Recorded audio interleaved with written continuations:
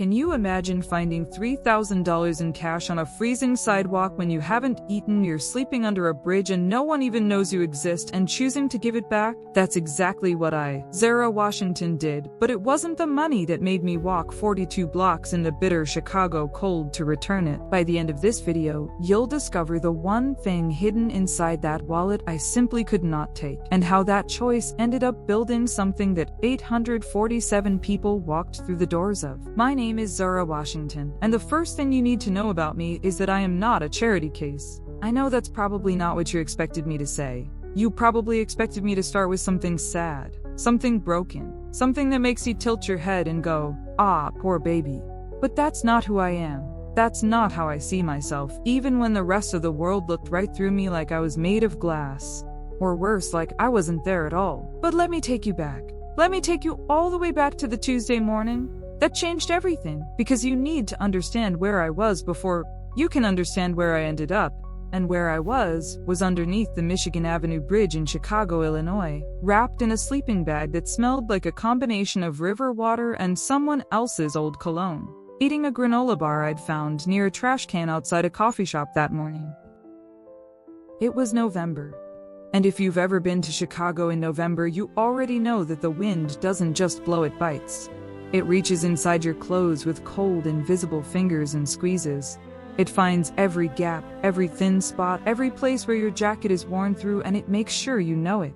It makes sure you feel every single degree of that 28-degree morning in your bones, in your teeth, in the backs of your eyes. I was 17 years old.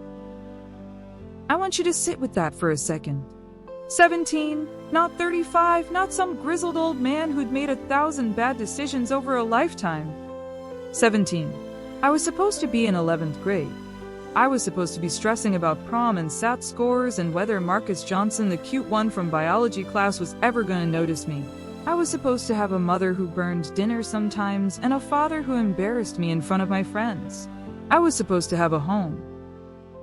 But here's what I had instead. A sleeping bag, a backpack with 3 changes of clothes, a dog-eared copy of Their Eyes Were Watching God that a librarian named Miss Clarence had given me before I lost access to the library, a toothbrush, half a tube of toothpaste, a portable phone charger with about 40% battery left, and a notebook where I wrote down everything I was thinking, because if I didn't get it out of my head, I was convinced it would eat me alive from the inside. And Pepper. Pepper was my dog. She was some kind of terrier mix, brown and white, with one ear that stood up straight and one ear that flopped over like it had given up on life.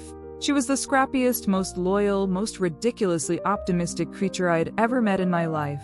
And on the mornings when I woke up and genuinely didn't know if I could keep going, she would crawl onto my chest and lick my face until I laughed. Until I remembered that at least one living thing on this earth needed me to get up.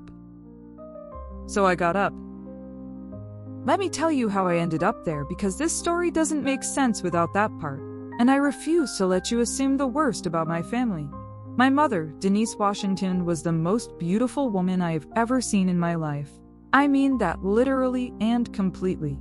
She had this deep brown skin that glowed, these high cheekbones, these warm brown eyes that could make you feel like the most important person in any room just by looking at you. She had a laugh that could fill a whole house, and she always smelled like shea butter and the vanilla candles she kept on the kitchen windowsill. My mama was also an addict. Opioids. It started after her back surgery when I was 12. A legitimate prescription, a legitimate doctor, a legitimate reason. And then the prescription ran out and the pain didn't, and the pills that made the pain go away were still available if you knew where to look. By the time I was 14, I was hiding her stash and pouring them down the toilet. By the time I was 15, I was waking up at 3 a.m. to check if she was still breathing. By the time I was 16, the apartment was gone because she'd spent the rent money, and by the time I was 17, she was in a state-run rehabilitation facility in Joliet. And I had aged out of the emergency youth shelter downtown because I'd gotten into a fight with a girl who kept stealing my journal. I know. I should have handled it differently. But you try spending 3 months in a shelter where nothing is yours, nothing is safe, and no one is really watching out for you. And then someone takes the one thing you use to stay sane, The one thing you use to remind yourself you're a person and not just a problem, and see how diplomatic you are about it. So the bridge. I'd found the spot 6 weeks before that November Tuesday. It was sheltered enough that the worst of the wind came over the top of me rather than straight into my face, and it was far enough from the main foot traffic that most people didn't bother me. I'd introduced myself to the other people who slept in that area. There were 4 of them: an older black man named Darnell, who'd lost his job and his apartment in the same week 3 years ago, and hadn't quite found his footing since. A woman named Charlene who was in her 40s and had a quiet dignity about her that made you feel like she was doing you a favor by letting you exist near her. A young couple, both about 19, named Deshawn and Unique, who were saving money to rent a room, and looked at each other like they were the only 2 people on the planet. They were my community, my weird makeshift under the bridge family. Darnell taught me which restaurants threw their leftovers out at what time. Charlene showed me where you could go to shower without having to pay. Deshawn let me use his phone to call the rehabilitation center and check on my mama every Sunday. Unique braided my hair when it got too matted to manage. She did it with so much care, so much gentleness that sometimes I had to look away so she wouldn't see me cry. On that Tuesday morning, I'd already done my rounds. I'd found the granola bar. I'd charged my phone at the McDonald's on Wacker Drive, where the manager, a heavy-set black woman named Gloria, had unofficially decided that I could sit in the back booth by the outlet for as long as I needed, as long as I bought the cheapest thing on the menu once in a while. I'd gotten Pepper some water from a gas station attendant who'd taken a liking to her. I was heading back to my spot, head down against the wind, when it happened. I almost walked right past it. A wallet. Black leather, thick with cards, lying on the sidewalk right at the edge of Michigan Avenue, near the corner of Wacker. It had fallen into a slight depression near a grate, which was probably why no one else had scooped it up yet. It was early, barely 7 a.m., and the foot traffic was still sparse, the kind of thin Chicago morning crowd that moves fast with their coffee cups and their heads down, not looking at the ground. I stopped. I looked at it for a long moment. I looked around. Nobody was looking at me. Nobody was watching. I crouched down and picked it up, and the first thing I noticed was the weight of it. It was heavy. Not just with cards. I opened it just enough to see the edge of a bill, and even that one edge told me there was serious money inside. I want to be honest with you right now because this story only means something if I'm honest. I want to be honest about what went through my mind in that moment because I think a lot of people would tell you they immediately, heroically, without a second thought decided to do the right thing. And that would be a lie. I thought about what was inside that wallet. I thought about a warm room. I thought about a shower every day and food that wasn't scavenged and a coat that actually fit.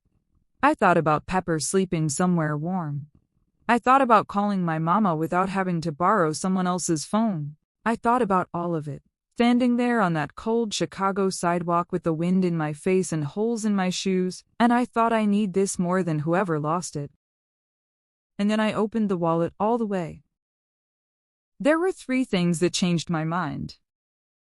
The first was the cash. There was $3,000 in crisp $100 bills folded neatly inside, just sitting there, which meant whoever owned this wallet was the kind of person who carried $3,000 in cash like it was $20, which meant this would not break them, which meant the gap between what this loss meant to them and what it meant to me was so enormous. It was almost obscene. But that wasn't what changed my mind. The second thing was the business cards. There were several, all identical, all reading Marcus Dillard. Dillard Enterprises, chairman and CEO. I'd heard that name. Everyone in Chicago had heard that name.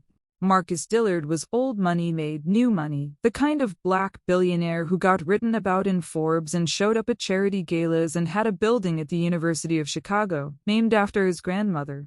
He was the kind of man whose face you saw on the side of buses. But that wasn't what changed my mind either. It was the third thing. Behind all the credit cards and the business cards and a folded receipt from somewhere called Maison de Lumière, which I later found out was a restaurant where dinner for 2 cost more than most people's monthly rent. There was a photograph. Small, worn at the edges, the kind of photo you've been carrying for years because you can't bring yourself to take it out. It was a picture of a little girl, maybe 5 or 6 years old, dark-skinned and gap-toothed, sitting on a man's shoulders with her arms thrown up in the air and her head thrown back, laughing like the world was the most delightful place she had ever been. On the back, in neat handwriting, my Nia, my whole heart, never forget where we come from. I stood there on that sidewalk and I looked at that photograph for a long time. And then I put the wallet in my pocket, picked up Pepper, and started walking toward the address on the business card. I want you to understand what that walk meant. The Dillard Enterprises building was 42 blocks from where I was standing. I didn't have bus fare. My shoes had a hole in the left sole that let the cold through with every step. Pepper weighed about 12 pounds, but 12 pounds gets heavy after 42 blocks. The wind was picking up, and by the time I was 20 blocks in, my fingers were so cold I could barely feel them. But I kept walking. I kept walking because of a little girl's laugh frozen in a photograph. I kept walking because of the words written on the back. Because whoever Marcus Dillard was, billionaire, CEO, man with a building named after his grandmother, he was also a father who kept a worn photograph in his wallet. And that photograph was somebody's memory, somebody's proof that love had existed in a specific moment on a specific day, and I wasn't going to be the person who stole that. Even if I needed the money. Even if I was cold and tired and hungry and my feet hurt and I had nowhere to sleep that wasn't concrete. I kept walking. When I finally reached the building, a gleaming glass tower in the loop that seemed to go all the way up into the clouds, I stopped at the bottom of the front steps and looked up. The lobby was visible through the glass doors, marble floors, a reception desk that was longer than my whole sleeping space under the bridge, security guards in clean uniforms, men and women in expensive coats moving in and out like they belonged to a different species than me. And I looked like what I was, a homeless girl with a backpack, a scruffy dog, and holes in her shoes standing at the bottom of a billionaire's building. I almost turned around. But I thought about that little girl in the photograph, her arms thrown up, her head thrown back, and I pushed open the door. The security guard saw me before the door was even fully open. His name tag said Raymond, and he was a big black man in his 50s with a shaved head and reading glasses pushed up on his forehead, and when his eyes landed on me, on my backpack, on Pepper, on the state of my shoes, I watched his face go through about 6 different emotions in less than 2 seconds. Not cruelty, not contempt, something more complicated than that, something that almost looked like recognition. He stood up from behind his desk. "Miss," he said, and his voice was steady, professional, the voice of a man who'd done this 1,000 times. "Can I help you?" "I need to return something to Mr. Dillard," I said. I made myself stand up straight. I made myself meet his eyes. My mama always told me that how you hold your body tells people whether you believe you deserve to be somewhere. And I was going to act like I deserved to be exactly where I was. I found his wallet. Raymond's eyes dropped to my hands, then came back up to my face. Mr. Dillard's wallet. He studied me for a long moment. Behind me, I heard the door open and close twice, other people coming in, going out, barely glancing at us. The kind of barely glancing that is its own kind of looking, the kind that says, "I see you, and I'm choosing not to." "You got it?" Raymond asked. "I'm 17, I said. "I don't drive.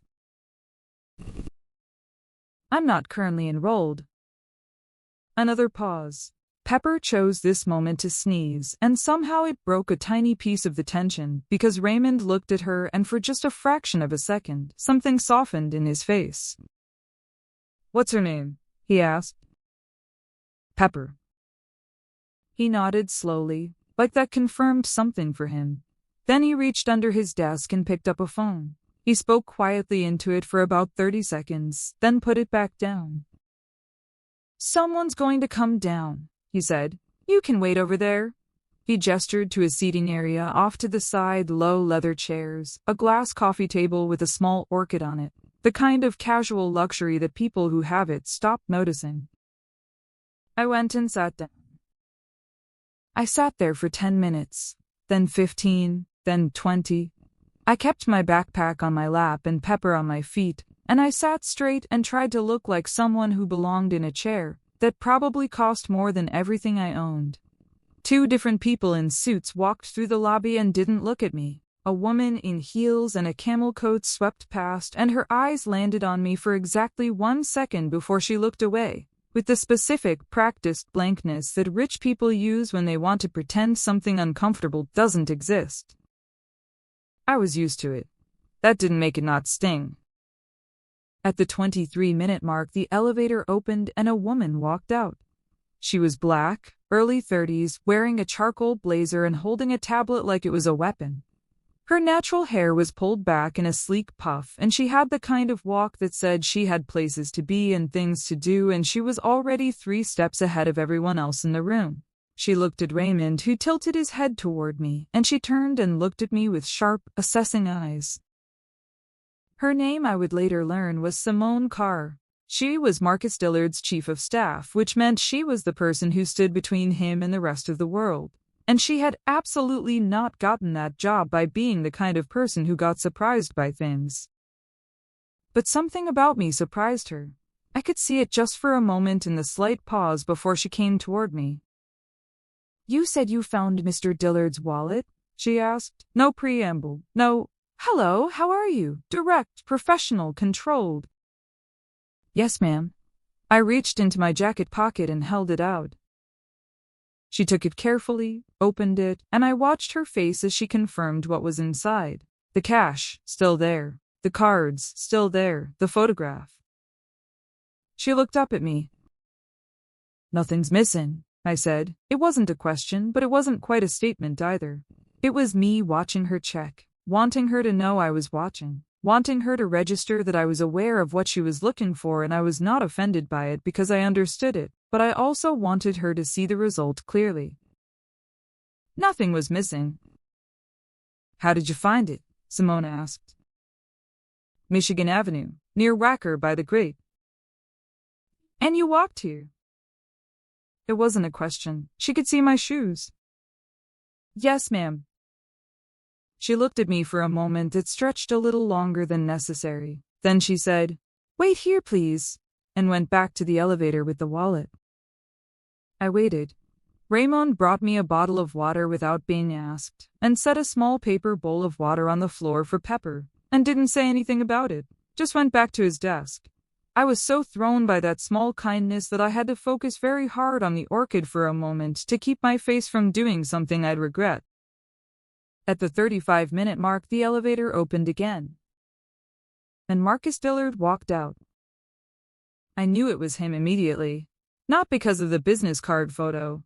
Those are always useless, all stiff smiles and good lighting. I knew it was him because of the way the room shifted slightly when he entered it, the way Raymond sat up a millimeter straighter without realizing it, the way Simone, who was right behind him, had this particular quality of attention in her posture that you only get when you're near someone with real power.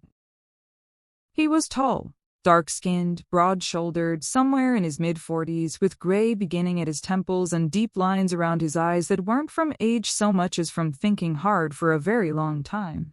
He was wearing a navy suit and no tie, the top button of his white shirt open, and he had the particular quality of a man who had not needed to prove himself to anyone in a very long time, and had almost forgotten that he'd ever had to. Almost.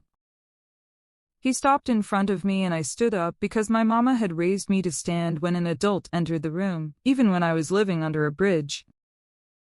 He looked at me for a moment. Really looked at me not the way most people did, the quick categorizing glance that files you away as problem or non-problem, but actually looked at my face, into my eyes, like he was trying to read something. Then he said, "You walked 42 blocks in this weather to return my wallet." It wasn't quite a question. "Yes, sir."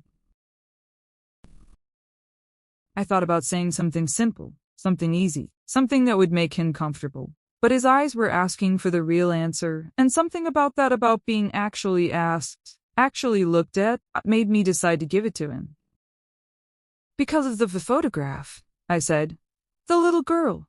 It said she was your whole heart." I paused. That's not mine to take. Something moved across his face. It was fast and he controlled it quickly, the way powerful people learn to control their faces. But I saw it. It was grief and love and something that had been carried for a very long time. He was quiet for a moment. Then he said, "What's your name?" "How old are you, Zara Washington?" 17. Another pause. "Are you hungry?" And I almost said no.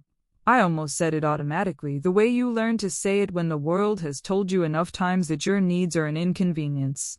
But my stomach chose that exact moment to make a sound that answered for me, and Marcus Dillard looked at Pepper, who was looking up at him with her one straight ear and one floppy ear, and then he looked back at me, and something settled in his expression. "Simone," he said. "Already on it," she said from behind him. He turned and looked at her. "The conference room on 12, he said, "with the couches, and make sure whatever they bring up has something for the dog."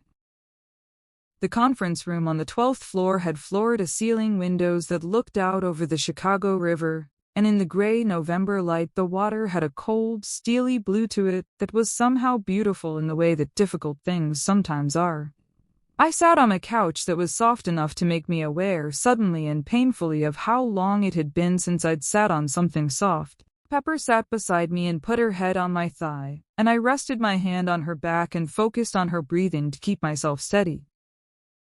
Simone came in and out twice, quietly, efficiently. The second time she came in, she brought food. Real food. A covered tray that she set on the coffee table in front of me without ceremony, without drama, without the performance of generosity that some people do where the giving is really about making themselves feel something. She just set it down, took the cover off, and left. There was a turkey sandwich on bread that was thick and soft, a bowl of tomato soup that was steaming, a side of roasted vegetables, a glass of orange juice, a glass of water, and a small separate bowl with what appeared to be grilled chicken cut into small pieces, which she set on the floor. Pepper looked at it. Then she looked at me. I nodded. She ate. I ate too, slowly, because my body wanted to be frantic about it, and I refused to let it. I'd learned early that the way you eat when you're hungry enough is one of the most exposing things about you, and I was not going to expose myself in that room. I ate slowly, and I tasted every single bite, and I did not cry, even though part of me wanted to cry for a reason. I couldn't entirely articulate, not sadness exactly. More like the particular ache of being reminded what ordinary feels like when ordinary has been out of reach for a long time. Marcus Dillard came in about 10 minutes after me. He didn't have his phone. That was the first thing I noticed. He'd walked into this room and left his phone somewhere else, which, for someone like him, was a choice. It was a message. It said, "I'm here. I'm not half somewhere else. You have my actual attention." He sat across from me in one of the armchairs, and he leaned forward slightly with his elbows on his knees in a way that made him seem less like a billionaire and more like a person, and he said, "Talk to me." So I did. I don't entirely know why. Maybe it was the food. Maybe it was the warmth. Maybe it was the way he'd looked at me in the lobby, not through me, not past me, but at me, at the actual me. Maybe it was because I had been carrying so much for so long and my arms were tired. I told him about my mama, about the prescription and the pills and the way addiction doesn't announce itself. It just quietly rearranges everything you thought was permanent. I told him about the apartment and the youth shelter and the fight over my journal. I told him about the bridge and Darnell and Charlene and Deshawn and Unique. I told him about Ms. Clarence at the library who had given me books because she said a mind like mine needed feeding.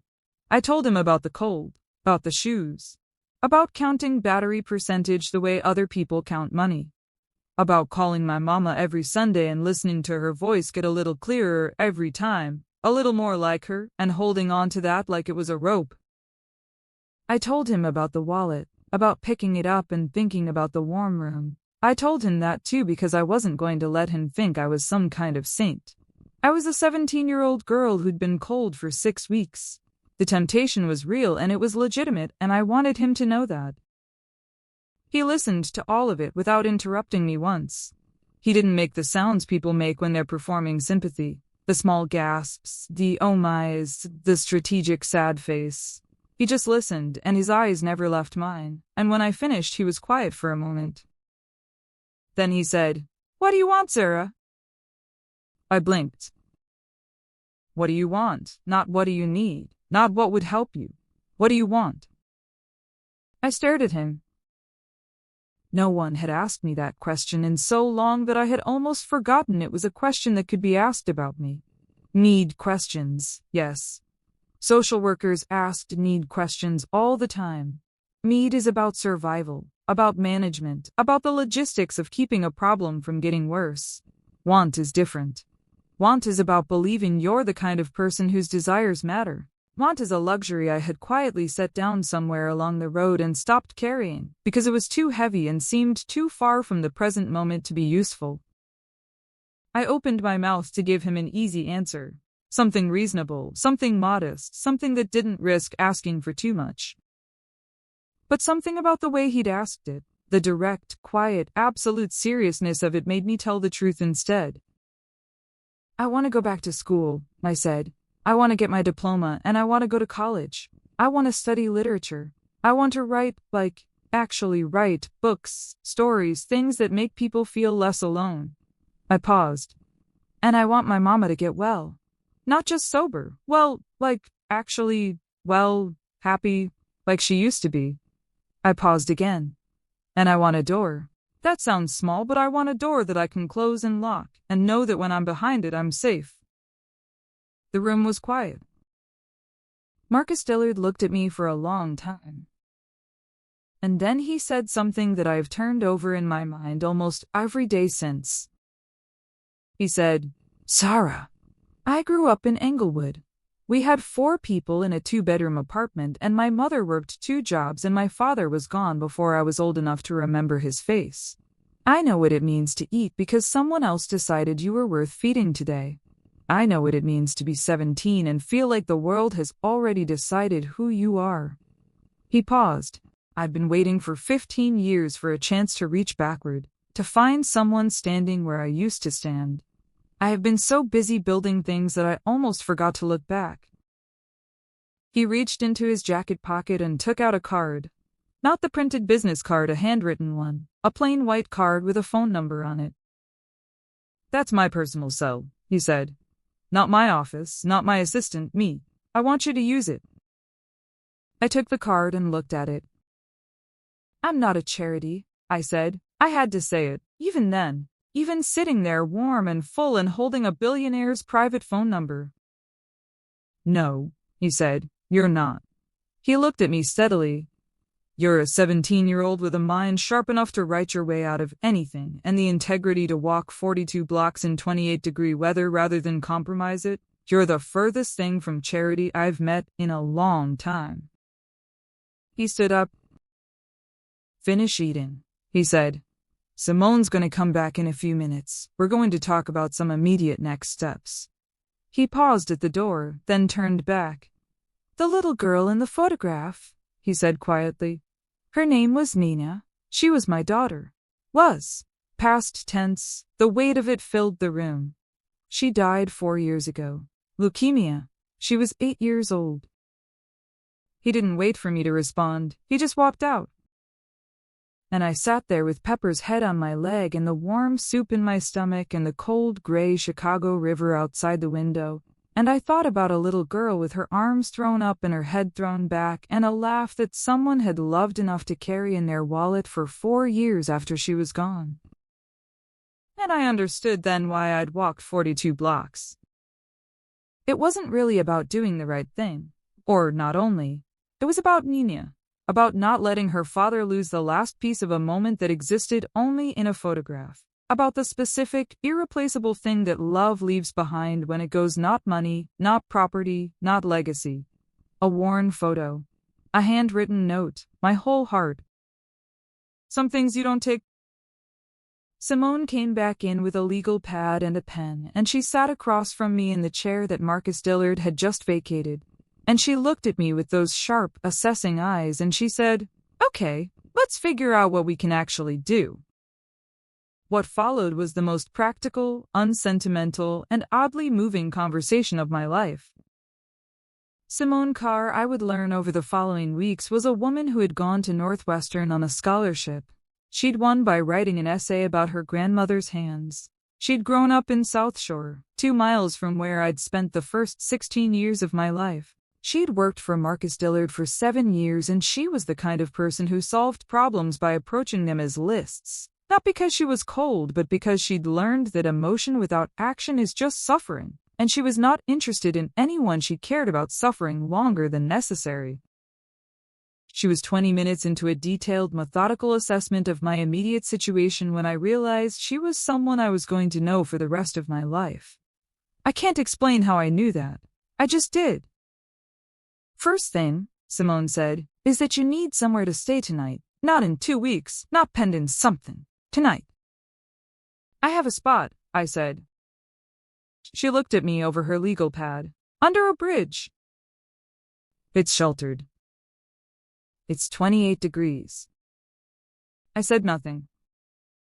Mr. Dillard owns several residential properties in the city, Simone said, in the tone of someone stating a logistical fact rather than making a declaration of charity. One of them is a furnished 2-bedroom unit in Hyde Park that is currently unoccupied. We use it for visiting executives and consultants. She paused. It is, at this moment, sitting empty. And it has a door that locks. I heard the echo of my own words, and I had to look away for a moment. I don't want to be in debt to someone I just met, I said. You won't be in debt, Simone said. Mr. Dillard would like to offer you the unit at no cost for 90 days, during which time we will help you get enrolled in school, connect you with services for your mother's care, and identify what kind of longer-term support makes sense. She paused. At the end of 90 days, you're under no obligation to anything. You can walk away if you choose.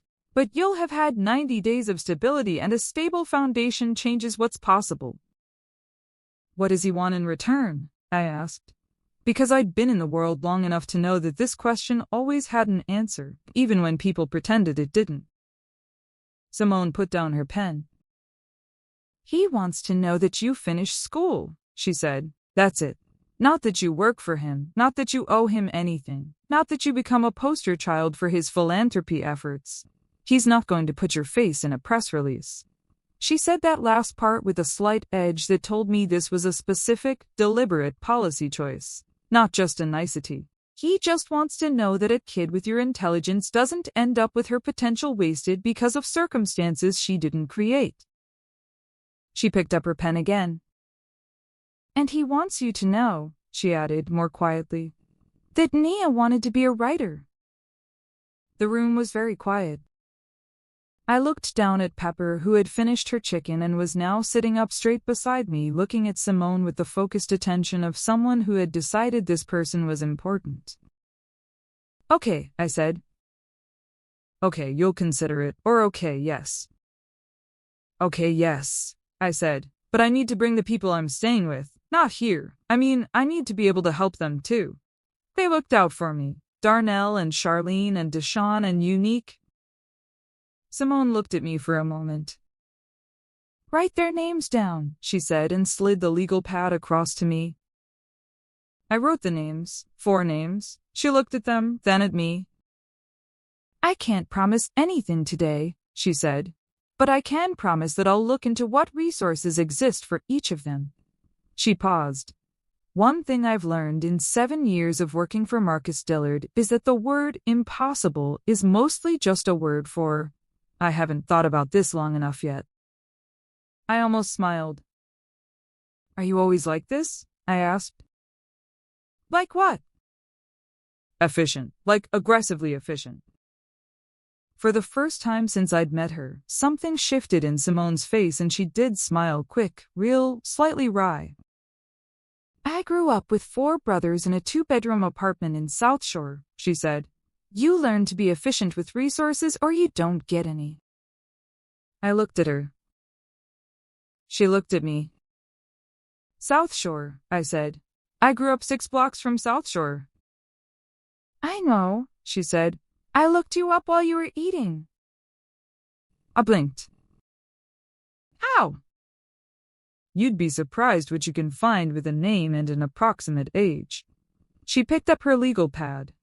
Your mother is Denise Washington. She's currently in the Meridian Recovery Center in Joliet.